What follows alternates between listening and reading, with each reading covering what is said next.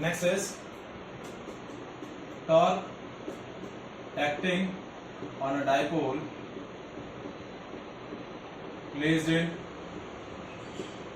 uniform electric field. Now you are placing a dipole in a uniform external electric field, so it experiences a torque. Now torque is the moment of force, the force required to rotate the body about its axis of rotation. और normally जो आपका torque होता है वो torque क्या होता है? Force acting on a body into perpendicular distance of line of action of force. Perpendicular distance of line of action of force from axis of rotation.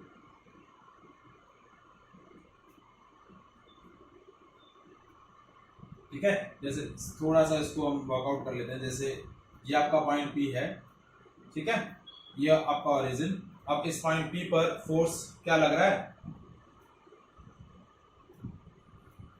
इस तरीके से अलाइन लग रहा है, ठीक है। तो यदि इसी पोजीशन वेक्टर के अलाउंग लगता है फोर्स तो आपका पार्टिकल डिस्प्लेस होता है, लेकिन force is acting at a angle theta with the position vector.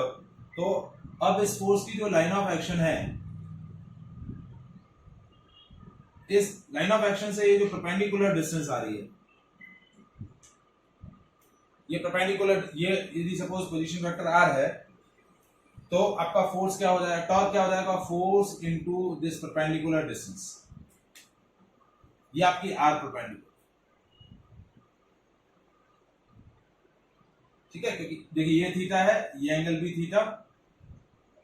तो फोर्स की ये जो लाइन ऑफ एक्शन पास हो रही है, उस लाइन ऑफ एक्शन की एक्सिस ऑफ रोटेशन, ये आपका एक्सिस ऑफ रोटेशन है। एक्सिस ऑफ रोटेशन से परपेंडिकुलर जो डिस्टेंस होगी, that perpendicular distance into force is called torque. So that mechanics logic we have used on the dipole. Now dipole is placed in a uniform electric field.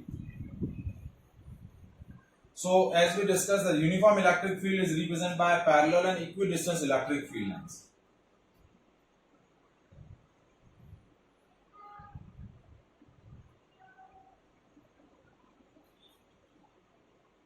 ये आपका electric field है, uniform electric field है।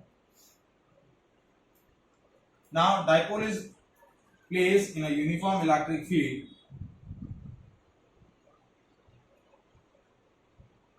that its axis make an angle theta with the electric field lines. ये minus Q है, ये plus Q है, और इसका जो एक्सिस है ये क्या बना रहा है? थीटा एंगल फॉर्म कर रहा है। ये आपकी डिस्टेंस आपकी कितनी दे रखी है? 2a, ठीक है। Dipole movement is from minus p to minus q to plus q. Now, as we know that a dipole is a pair of equal and opposite charges separated by a finite distance. तो ये minus Q charge जैसे ही electric field में place होगा, it will experience electric force, और ये plus Q charge भी क्या करेगा? इलेक्ट्रिक फोर्स एक्सपीरियंस करेगा। तो प्लस क्यू चार्ज पर फोर्स इसी डायरेक्शन में लगेगा, and that is F is equal to Q into E। क्योंकि इस चार्ज की पोलैरिटी पॉजिटिव है, इलेक्ट्रिक फील्ड इसी डायरेक्शन में है, तो इलेक्ट्रिक फोर्स भी इसी डायरेक्शन में रहेगा। तो फोर्स क्या हुआ? F is equal to Q into E। But ये नेगेटिव चार्ज है, this also experience a electric force of same magnitude Q into E, but it's direction is opposite, क्योंकि चार्ज की पोलैरिटी जो है वो नेगेटिव है। सो ये F हो गया Q इनटू E। अब ये दो अपोजिट चार्जेस हैं जिनकी लाइन ऑफ एक्शन जो है वो डिफरेंट है। यदि सपोज ये डाइपोल इस तरीके से प्लेस होता है, माइनस क्यू प्लस क्यू, और ये इलेक्ट्रिक फील्ड होता, तो इस पर फोर्स लगता है F is equal to Q E, और इस पर फोर्स लगता है F is equal to Q E. ये दोनों फोर्सेस इक्वल और अपोजिट होते, ठीक है, दोनों फोर्सेस की लाइन ऑफ एक्शन सेम है। ये फोर्स आपका राइट साइड में लग रहा है, ये फोर्स लेफ्ट साइड में लग रहा है, तो नेट फोर्स क्या हो जाएगा? 0, ठीक है। बट आपने डाइपोल को इस तरीके से अलाइन करके रखा हुआ है तो फोर्सेस अपोजिट है but their line of action is different. इनकी इसकी लाइन ऑफ एक्शन ये है और इस फोर्स की लाइन ऑफ एक्शन ये है। तो ये जो आपका डाइपोल है इन इक्वल फोर्सेस की वजह से क्या होगा, रोटेट होगा, क्योंकि these equal forces creates a couple. क्या क्रिएट करेंगे, कपल क्रिएट करेंगे। तो that couple is known as torque. तो टॉर्क की वैल्यू क्या हो जाएगी, force into perpendicular distance. Force की वैल्यू है Q इंटू ई। अब आपको परपेंडिकुलर डिस्टेंस कैलकुलेट करनी है, perpendicular distance of line of action of force from axis of rotation. तो ये आपकी परपेंडिकुलर डिस्टेंस हुई इन दोनों लाइन ऑफ एक्शन की, एक्सिस ऑफ रोटेशन से परपेंडिकुलर डिस्टेंस। ठीक है, ये आपका हाइपोटेन्यूज 2a, ये थीटा है, ये एंगल थीटा, ये भी एंगल थीटा है, सेम इंक्लिनेशन। ठीक है, ये आपका आर परपेंडिकुलर। तो परपेंडिकुलर डिस्टेंस कैसे कैलकुलेट करेंगे, हाइपोटेन्यूज और परपेंडिकुलर के अंदर रिलेशन क्या होता है, राइट एंगल ट्रायंगल में sin theta is equal to r perpendicular upon 2a। r perpendicular is 2a sin theta, so r perpendicular हो गया 2a sin theta। now as you know the dipole moment is p is equal to q into 2a, तो यह हो जाएगा q into 2a into e into sin theta, so tau is equal to pe sin Q into 2a की जगह आपका क्या आ जाएगा, PE। Q into 2a की जगह आएगा P और ये हो जाएगा E into sine theta. Vector form में इसको लिखना चाहें तो tau is equal to P cross E। So that is the torque experience by dipole placed in a uniform electric field. इस तरीके से आपने इंक्लाइन प्लेस कर रखा है। यदि इंक्लाइन नहीं होता, इसी तरीके से हॉरिजॉन्टली रहता है ये डाइपोल, इसमें तो एक तरफ फोर्स इस तरफ लगता है, एक इस तरफ लगता और आपका नेट फोर्स जीरो हो जाता। क्या हो जाता, जीरो हो जाता। So this is a torque, tau is equal to PE sin theta. अब इसकी मैक्सिमम और मिनिमम वैल्यू हम चेक करना चाहें तो मैक्सिमम मिनिमम वैल्यू कैसे कैलकुलेट होगी, एंगल ऑफ इंक्लिनेशन पर आपका टॉर्क डिपेंड कर रहा है। So tau is equal to PE sin theta if theta is zero, means आपका डाइपोल जैसा मैंने बोला ऐसे प्लेस है, इलेक्ट्रिक फील्ड भी इसी डायरेक्शन में है, थीटा जीरो और पैरेलल है डाइपोल, सो टाउ जीरो और नेट फोर्स भी इसमें क्या होगा, जीरो होगा। नेट फोर्स भी zero and the torque experience is also zero. ठीक है, अब second case, if theta is 90, मतलब ये आपका इलेक्ट्रिक फील्ड है और डाइपोल आपने ऐसे प्लेस किया, माइनस क्यू प्लस, ये डाइपोल मोमेंट, ये इलेक्ट्रिक फील्ड, दोनों एक दूसरे के परपेंडिकुलर हैं, तो टाउ हो जाएगा PE sin 90। So tau is equal to P into E। Maximum हो जाएगा टॉर्क, मैक्सिमम टॉर्क की वैल्यू हो जाएगी P into E। So these are the two special cases for the torque. ये मिनिमम है और ये मैक्सिमम वैल्यू होगी टॉर्क। ठीक है, इज दैट क्लियर? सपोज यही हम न्यूमेरिकली इस चीज को चेक करें, जैसे consider a dipole of pair of equal and opposite charges of magnitude 2 microcoulomb placed in a uniform external field of magnitude 2 into 10 to the power 4 Newton per coulomb. That axis of dipole making an angle 30 degree with the electric field. So the torque experienced by is PE sin theta. क्या हो रहा है कि ये electric field है और ये dipole जो है माइनस क्यू प्लस क्यू, ये इलेक्ट्रिक फील्ड के साथ क्या बना रहा है, 30 डिग्री का। सो टाउ हो जाएगा PE sin थीटा। सो टाउ, अब पहले आपको P की वैल्यू कैलकुलेट करनी है। A pair of opposite charges separated by a finite distance, that distance is supposed to be 10 mm. कितनी है, 10 mm।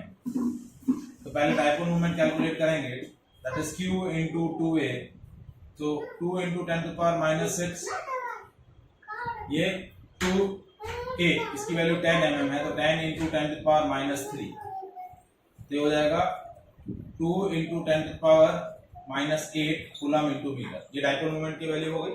इलेक्ट्रिक फील्ड दिया हुआ है तो tau is equal to P E sine 30. So 2 into 10 to the power minus 8 into E is 2 into 10 to the power 4 into sin 30. That is 1 by 2. ये cancel. So आपका torque हो गया 2 into 10 to the power minus 4 Newton into meter. So that is the force experience. Torque experienced by the dipole plays in a uniform electric field. Is that clear?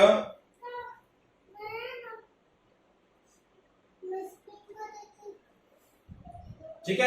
Now we are considering a second situation experienced by the dipole when placed in a non-uniform electric.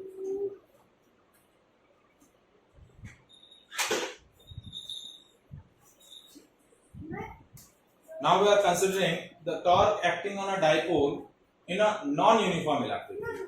Now, as we discussed, that the non-uniform electric field is produced by a isolated or individual charge. एक positive charge जो field create करता है वो आपका क्या होता है, positive या नेगेटिव चार्ज. आइसोलेटेड पॉजिटिव या नेगेटिव चार्ज जो फील्ड क्रिएट करते हैं वो नॉन यूनिफॉर्म इलेक्ट्रिक फील्ड होता है. ठीक है. अब आपने डाइपोल को क्या किया है, non uniform external electric field में प्लेस किया है. ठीक है. एंड ये आपका इलेक्ट्रिक फील्ड है. ठीक है. Non uniform field. Now direction of field is increases from left to right. यानी आप लेफ्ट पॉइंट चेक करेंगे तो यहाँ फील्ड आपका स्मॉलर मैग्नीट्यूड का है. राइट साइड पर जो पॉइंट है वहां पर फील्ड का स्ट्रेंथ ज्यादा है. ठीक है.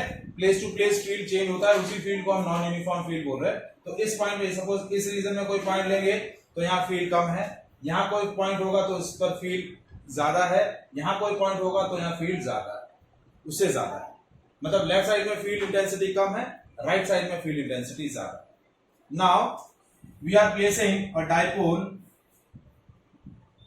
इन a non uniform electric field like that. ये माइनस क्यू, ये प्लस क्यू. ठीक है. इस तरीके से आपने नॉन यूनिफॉर्म फील्ड में पैरेलली प्लेस कर दिया. अब पैरेलली प्लेस किया है लेकिन नेट फोर्स जीरो नहीं होगा. नेट फोर्स जीरो क्यों नहीं होगा, क्योंकि इससे पहले जो हमने फील्ड प्लेस किया था वो यूनिफॉर्म था. तो इस पर फोर्स, इस पॉजिटिव चार्ज, इस नेगेटिव चार्ज पर फोर्स क्या है, F that is Q into e. इस पर फोर्स कितना है, F is equal to Q into e. ये मैं वो केस कर रहा हूं जब फील्ड यूनिफॉर्म होगा. ठीक है. फील्ड यूनिफॉर्म होता है तो इस पर फोर्स Q ही लगता है, इस पर फोर्स Q ही लगता है. दोनों फोर्सेस इक्वल और अपोजिट है, कैंसिल आउट हो जाएंगे. लेकिन अब यहां क्या है, इस पॉइंट पर ये जो पॉइंट चार्ज Q रखा हुआ है यहां पर फील्ड इंटेंसिटी कम है. फील्ड इंटेंसिटी कम है तो ये जो F1 आएगा इसका मैग्नीट्यूड कम होगा. यहां जो F2 आएगा वहां फोर्स की वैल्यू क्या होगी, Q इंटू ई. ये E1 ले लेते हैं, ये E2 ले लेते हैं. फील्ड नॉन यूनिफॉर्म है. So F1 is Q into E1 and F2 is equal to Q into E2. Now E2 is more than E1. ये जो पॉइंट चार्ज यहाँ प्लेस है यहाँ पर फील्ड इंटेंसिटी ज्यादा है, और ये पॉइंट चार्ज जिस रीजन में प्लेस है वहां फील्ड इंटेंसिटी कम है. तो इसके थ्रू जो फोर्स एक्सपीरियंस हुआ वो कम है, इसके थ्रू जो इलेक्ट्रिक फोर्स एक्सपीरियंस हुआ वो ज्यादा है. तो डायरेक्शन ऑफ नेट फोर्स क्या हो जाएगी, देखिए F2 is more than F1, so F2 minus F1 is positive. So direction of net force is from left to right. ये आपकी डायरेक्शन ऑफ नेट फोर्स हो जाएगी. डायरेक्शन ऑफ आपकी field,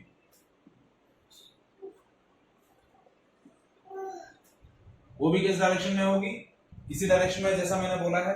और डाइपोल मोमेंट वो तो ऑलरेडी हमने दे ही रखा है कि डाइपोल मोमेंट हमेशा माइनस क्यू से प्लस क्यू होता है. तो direction of net force experienced by the dipole placed in a non-uniform electric field is in the direction of dipole moment.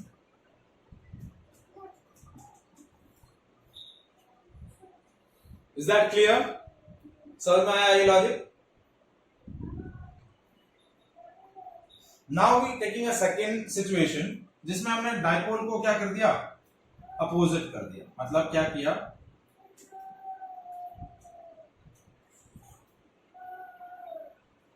Second case क्या लिया, now we are placing the dipole anti parallel to the electric field, मतलब ये plus Q ये minus Q.